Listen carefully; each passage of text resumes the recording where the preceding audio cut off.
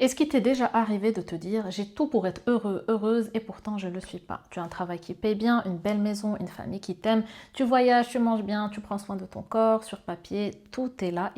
Et pourtant, il y a ce petit truc, ce vide discret qui ne s'en va jamais complètement. Aujourd'hui, je veux te parler de ça. Parce que je pense que la vraie raison, c'est pas celle qu'on croit. On a tous ce réflexe. Quand on sent ce manque, on va le chercher à l'extérieur. On se dit, il me faut encore un peu plus de voyage, un peu plus d'achats, une plus belle maison encore, une meilleure marque de vêtements, un corps encore plus sculpté. On pense que la prochaine chose, celle qu'on n'a pas encore, va enfin combler ce vide. Sauf que ça ne marche jamais vraiment. On l'obtient, cette chose, et 2 semaines après, le vide est toujours là. Discret, mais toujours là. Et le pire, c'est qu'on peut faire tout ça très bien, très sainement, même sport, alimentation, développement personnel, réussite professionnelle, et sentir quand même qu'il manque quelque chose. Une sorte de décalage entre ce qu'on vit et ce qu'on est censé vivre. Alors la vraie raison, c'est quoi? Pour moi, elle est ailleurs. On a construit toute une vie autour des besoins humains, sécurité, confort, image sociale, réussite matérielle. Et ces besoins-là, ils sont légitimes, ils comptent bien sûr, mais ils ne sont qu'une petite partie de qui on est. Il y a une autre partie de nous, appelle-la comme tu veux, l'âme, le grand soi, l'intuition, qui elle n'est pas venue ici juste pour cocher des cases. Elle est venue avec quelque chose à accomplir, à exprimer, à vivre, une direction propre à chacun. Et le problème, c'est qu'on passe notre temps à répondre aux exigences du système, le travail, l'image, la performance, sans jamais prendre vraiment le temps d'écouter cette petite voix intérieure, cette voix qui discrètement sait très bien ce qui est juste pour nous. Alors on avance très bien humainement, mais cette autre partie de nous, elle reste en silence, jamais entendue, jamais nourrie. Et c'est exactement ça le décalage qu'on ressent. Ce n'est pas un manque de plus, c'est un manque d'écoute intérieure. Cette mission d'âme, ça veut dire quoi concrètement la mission d'âme?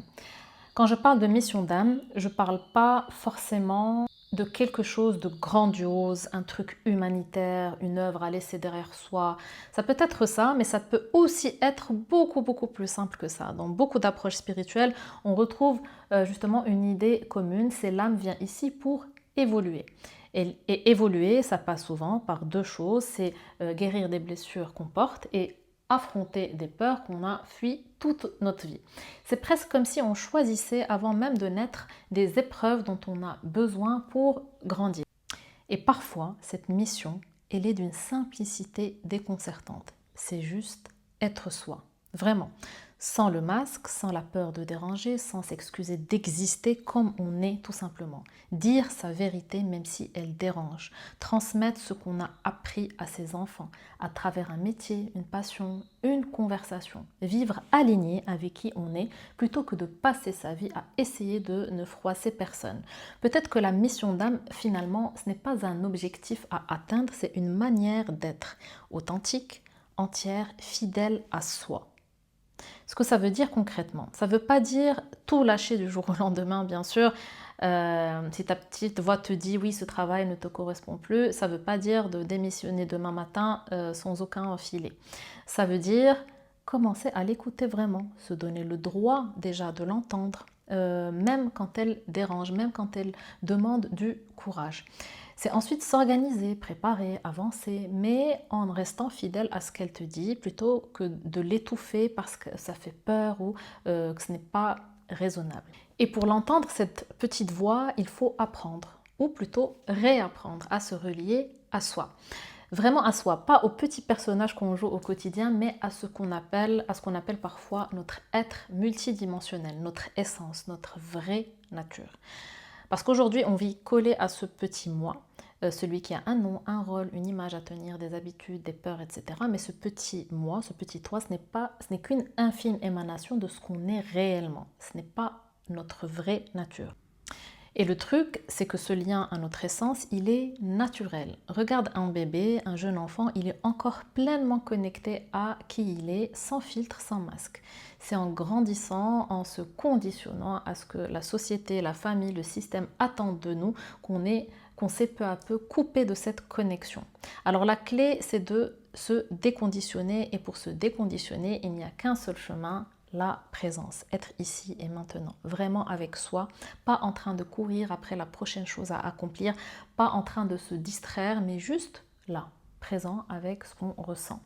C'est qu'en pratiquant ça encore et encore qu'on cesse peu à peu de s'identifier à ce petit personnage, à cet ego, et on se relie de nouveau à notre vraie nature.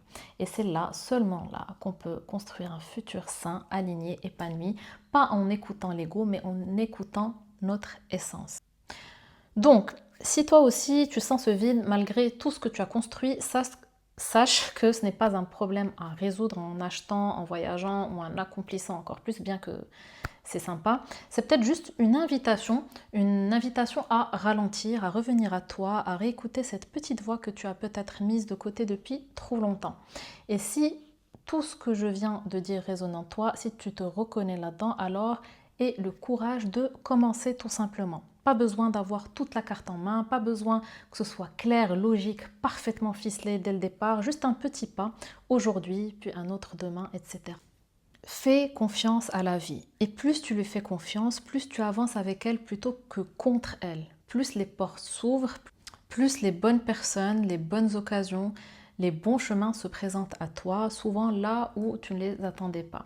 Tu n'as pas besoin d'avoir toutes les réponses pour te mettre en mouvement.